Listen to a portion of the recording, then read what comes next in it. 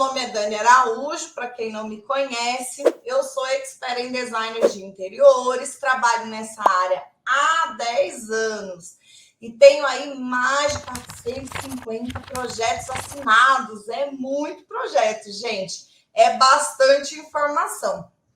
E o meu objetivo aqui é auxiliar, é ajudar, é transbordar, é contribuir com os designers de interiores e arquitetos recém-formados ou que ainda vão se formar, ou seja, aquele pessoal que está aí começando a carreira, como é difícil para nós iniciar essa carreira nossa, né, sem experiência. E por que eu escolhi falar para esse pessoal? Porque, gente, eu aprendi muito ao longo do meu caminho. Tem mais de 10 anos que eu trabalho nessa área. Além de trabalhar com a parte de projeto, quem nos conhece sabe que nós temos também uma empresa que constrói e que reforma, que é a MD Soluções e Obras Inteligentes, onde eu e o meu marido Marinho somos sócios. E aí o que acontece, gente? Eu sempre fui uma designer que tive o pé na obra. E o grande lance de ter o pé na obra é que traz para você uma experiência muito grande e que é uma experiência que te ajuda na hora de projetar. Nem sempre o que a gente desenha é passível de execução. E muitas vezes, quando a gente vai fazer um projeto, a gente precisa entender o que acontece na obra. Conseguem perceber isso? Então é isso. A minha ideia aqui é passar o meu conhecimento para a galera mais jovem que está agora entrando no mercado, tá?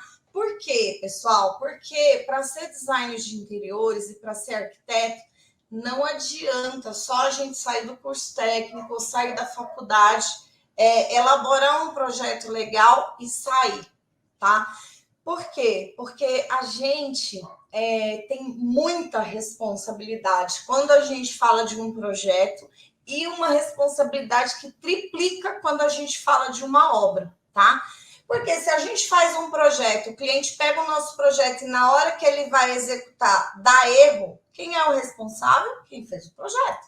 E se você vai fazer a obra e aí a gente começa a ter vários problemas no decorrer da obra, quem é o responsável? Quem fez o projeto. Então, assim, é muito grande a nossa responsabilidade, né? E quando a gente fala de obra, a gente nunca está falando de um valor agregado baixo.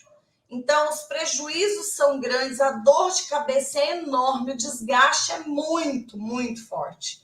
E aí, nem o cliente entende que a gente é iniciante, porque isso necessariamente vai envolvê-lo no prejuízo financeiro, e nem o fornecedor vai querer assumir um problema se o problema foi a gente que ocasionou, tá? Então, o mercado não vai poupar a gente porque a gente é iniciante. Então, a gente é que tem que se precaver, trabalhar sempre nesse sentido de se antecipar para evitar dores de cabeça e transtorno, tá? Então, o meu objetivo aqui é ensinar de coração e mente aberta para todo mundo que é entrante aí nesse mercado, tá bom? Hoje a gente vai falar de 5 formas que a gente pode utilizar para tornar aí o nosso projeto ou a execução da nossa obra mais sustentável. Antigamente, oi César, tudo bom? Olha, antigamente as pessoas não levavam isso muito em consideração, tá? Mas hoje hoje não, né, gente? De um tempo para cá é um assunto que está aí em voga. É um assunto que a gente tem sim que levar em consideração, tá? Por quê? Porque a natureza está aí gritando, a natureza está aí pedindo socorro. É enchente, é muita chuva num lugar, é pouca chuva no outro, e tudo isso a gente pode simplesmente fazer a nossa parte para evitar isso, tá bom? Pessoal, se vocês gostarem do assunto, manda aí uns coraçõezinhos, ajuda nós aqui e compartilha com o pessoal que está iniciando, tá bom? Então, vamos lá. Hoje, as pessoas estão um pouco mais conscientes desse assunto. Então, a gente já tem aí clientes que questionam o fato de o seu projeto é sustentável, sim ou não? E aí é importante que a gente, como um profissional, um jovem, moderno, atualizado, saiba como proceder nesse caso, né? O lindo, lindo, lindo, o melhor dos mundos é que a gente leve em consideração a sustentabilidade em todos os projetos que a gente fizer, tá? Mas é muito importante que a gente tenha essa informação, que a gente aprenda e que a gente se qualifique sobre o assunto, tá bom? O que é, na realidade, um design sustentável? É você pensar em toda a cadeia produtiva. Então, por exemplo, eu compro lá um porcelanato. Como será que foi feito aquele porcelanato? Como que foi a extração da matéria-prima? Né? Como que é a fabricação desse produto? Isso vai poder ser reaproveitado no futuro? Quanto tempo isso vai durar? Tem que levar em consideração uma série de coisas na escolha do material. Além disso, você pode pensar, por exemplo, em como aproveitar melhor a água, você aproveitar melhor a luminosidade, a iluminação natural, o impacto que vai ter a obra que você está fazendo no meio ambiente. E você, através disso, você acaba, talvez não no primeiro momento seja tão evidente, mas você acaba beneficiando o bolso do seu cliente, tá? Com a questão da durabilidade e com a questão da economia, tá? Então, você pode sim trazer um resultado, inclusive financeiro, para o cliente que você está atendendo, beleza? Então, tá bom. Como funciona na prática esse conceito de sustentabilidade? Vamos lá, a gente vai dar aí 5 dicas para o pessoal que está iniciando de como levar aí um projeto pensando nesse conceito. A primeira coisa que a gente pode pensar é na questão da paleta de cores. Quando a gente trabalha com cores mais claras, a gente não precisa muitas vezes manter a luz acesa durante o dia inteiro. Por exemplo, aqui hoje nessa sala, a gente não acende a luz. Está acesa hoje porque a gente fechou a porta para fazer essa gravação, por causa da questão da luz com a câmera, enfim. Mas é um ambiente que, com a porta aberta, eu não preciso acender a luz.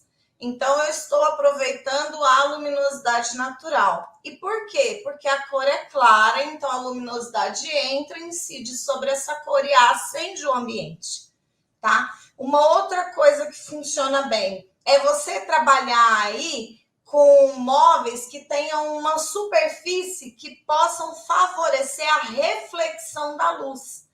Então, isso também... Você fala, é sério, Dani? É sério.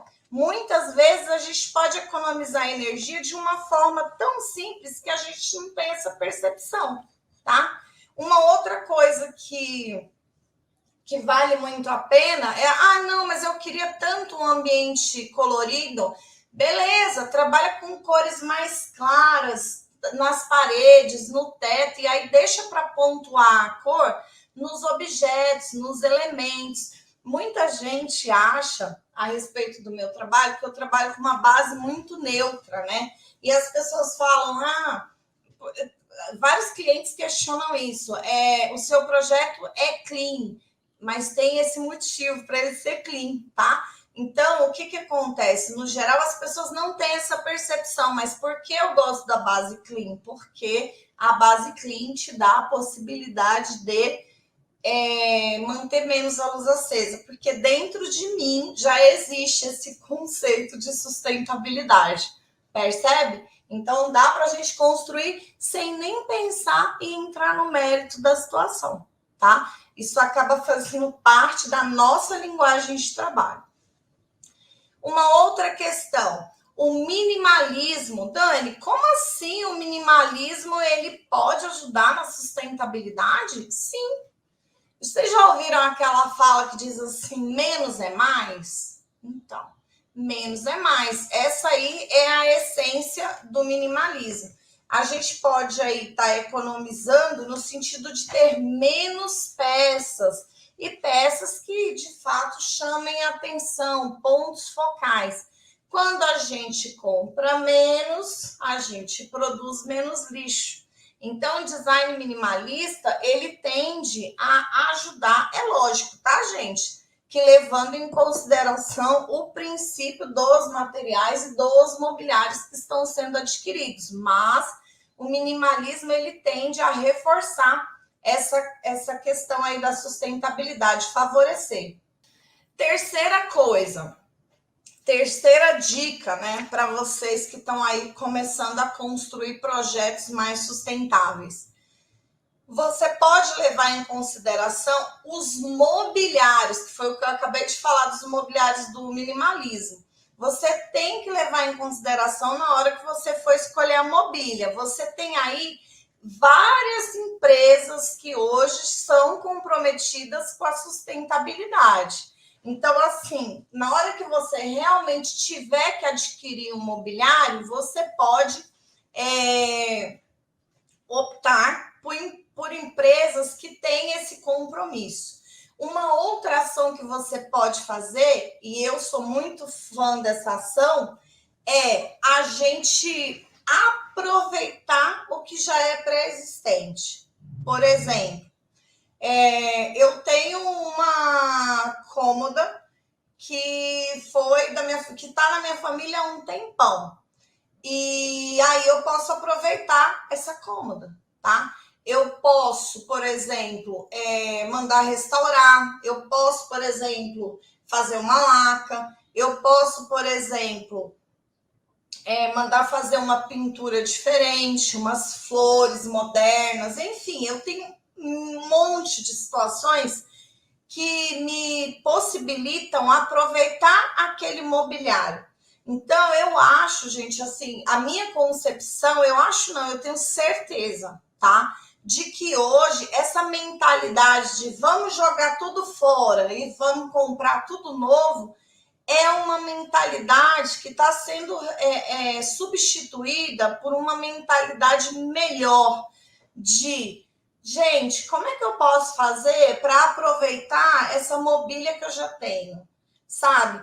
Tem algum lugar aí, algum antiquário na minha cidade que tem aí uns móveis antigos, tá? Gente, vamos desapegar desse conceito de eu não gosto de coisa velha. Uma coisa é coisa velha, outra coisa é coisa antiga. Qual a diferença, Dani? Se eu tenho uma coisa que tem bastante idade, por exemplo, 80 anos, tá? E isso está em perfeito estado de uso, aí eu estou falando de uma coisa, de um item antigo. Se eu tenho um que tem 80 anos e está caindo os pedaços, aí não, aí é velho, tá? Mas muitas vezes o antigo é muito valioso. Muitas vezes o antigo traz memórias afetivas, muitas vezes o antigo restaurado é mais bonito do que o novo.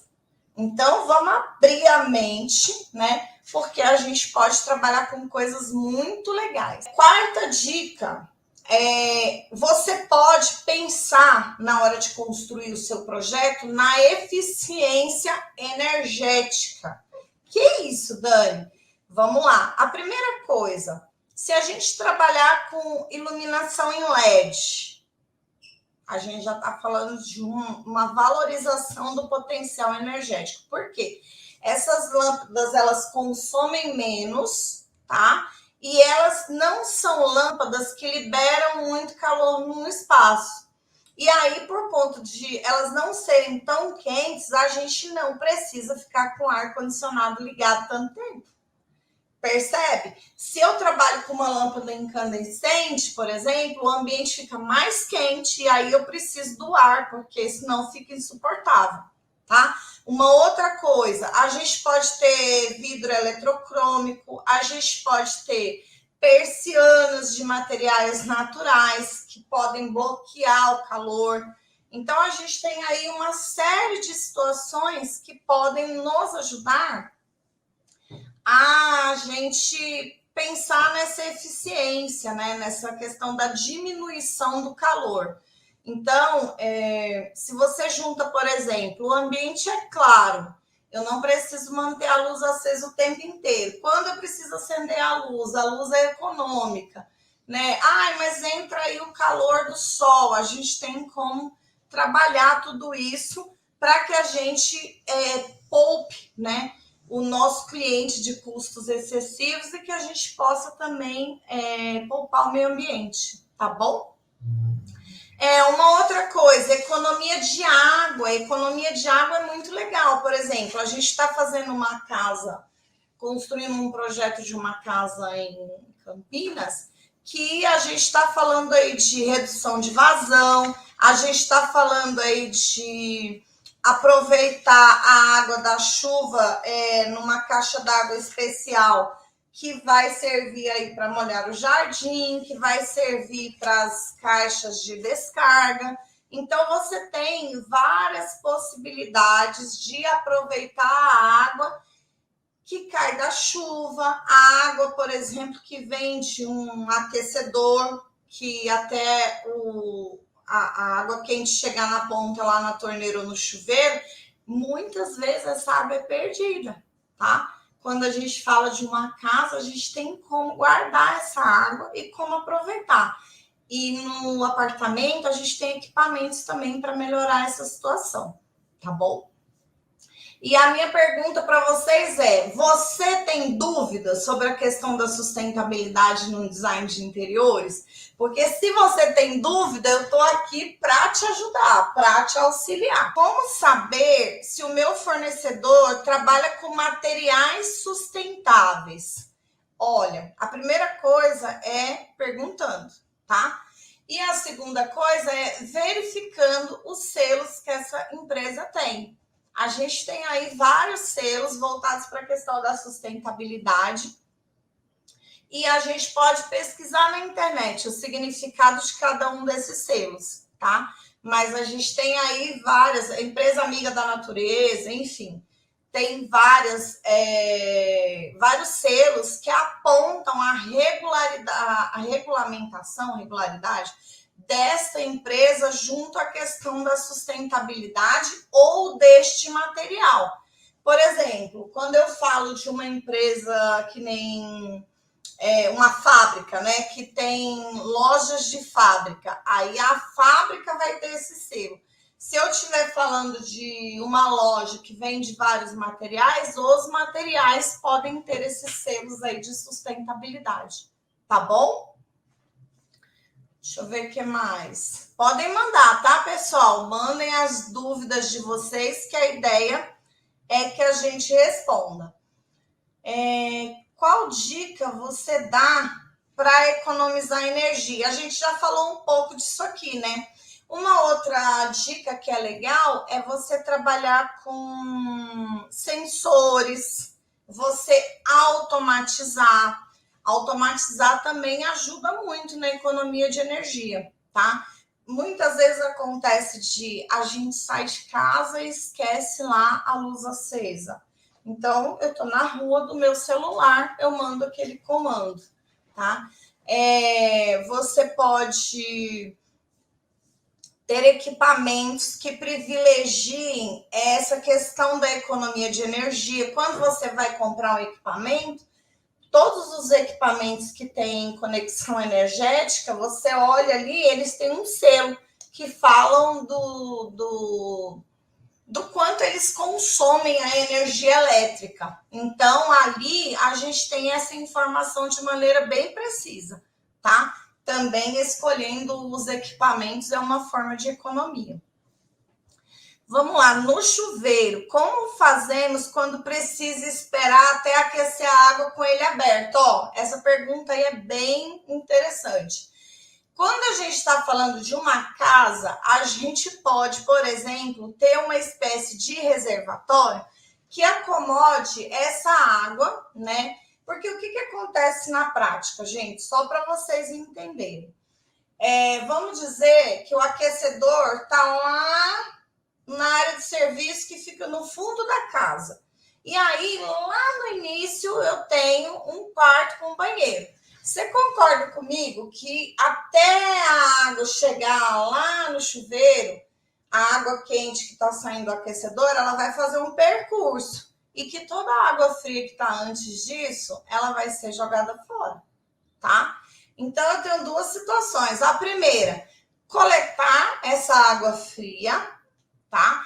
E reaproveitar essa água fria, certo? Bem como a água da chuva, enfim. E eu tenho uma outra possibilidade que muita gente desconhece, serve para casa e serve para apartamento também, que é um aparelhinho que você conecta no encanamento. Eu estou falando a grosso modo, tá? Isso é um pouquinho mais complexo, porque você tem que fazer a tubulação do jeito certinho, enfim. Não vou entrar nesse mérito, apenas na essência do aparelho. É um aparelho que chama Sistema de Recirculação de Água. O que ele faz? A grosso modo, ele mantém a água que está parada no encanamento aquecida. Então, o que acontece na prática? Quando você liga o chuveiro, ao invés de cair aquele tantão de água fria, vai já sair água quente. Aí você vai lá tomando seu banho. Quando a água quente do aquecedor chega no ponto do chuveiro, aí esse aparelhinho desliga e a gente está usando a água aquecida do aquecedor. Você entende? Então, olha só, ela faz com que a gente receba água quente até a água do aquecedor chegar. Depois ele desarma e aí ele fica fazendo essa função de manter a água que está no cano quentinho. Olha só que bacana, né? Porque isso aí, Cris, é uma coisa que dá uma dor no meu coração. O pessoal que mora em apartamento, nossa, liga lá aquela água, fica caindo aquele mundo de água, descendo pelo ralo, sendo desperdiçada, até a água do chuveiro sair quente. Eu sou tão encanada com o negócio de sustentabilidade que eu tomo banho frio, tá, gente? Muito embora na minha casa o chuveiro seja chuveiro elétrico, eu tomo banho frio. É um hábito que no começo é penoso, mas que faz super bem pra gente, pra memória, pra gente acordar. Eu acordo cedo, acordo 4 horas da manhã.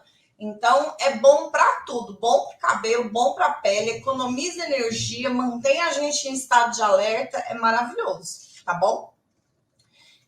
Que mais? Dica para economizar energia, beleza. Como fazer com que meu projeto tenha luz natural? Ah, legal. Então, assim, ó, trabalhando com vidros transparentes é uma possibilidade. No telhado, deixando algumas telhas transparentes, isso também é uma possibilidade. Oi, Pamela, tudo bem? Seja bem-vinda, querida. Trabalhar com janelas maiores é uma possibilidade. Persianas e cortinas que permitam a entrada da luz natural é uma possibilidade. Tudo isso a gente está falando de apartamento. Quando a gente fala de casa, principalmente se a gente for fazer a construção dessa casa, nossa, aí o céu é o limite, tá? Porque a gente pode trabalhar com folhas de vidro que substituam partes aí da alvenaria. A gente pode não só privilegiar a luz natural, como também a ventilação natural. Então, a gente tem aí uma infinidade de possibilidades. Cobogó é um elemento lindo, né? Que é Nossa, eu amo cobogó. São aqueles elementos vazados que você faz aí, às vezes, de uma parede, só que deixando passar a iluminação natural e a ventilação natural. Então, a gente tem aí várias possibilidades, tá bom? Se vocês precisarem, contem comigo. Um abraço, um beijo para todo mundo. Tchau!